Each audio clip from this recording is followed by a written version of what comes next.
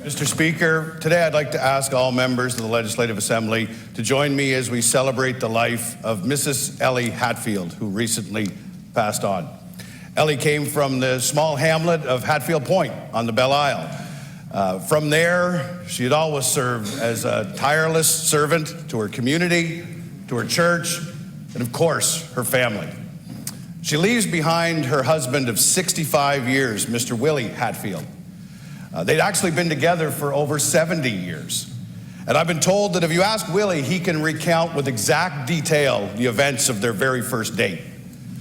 And in a throwaway and disposable society like we have now, having a love like that endures is something that we can all aspire to in our lives.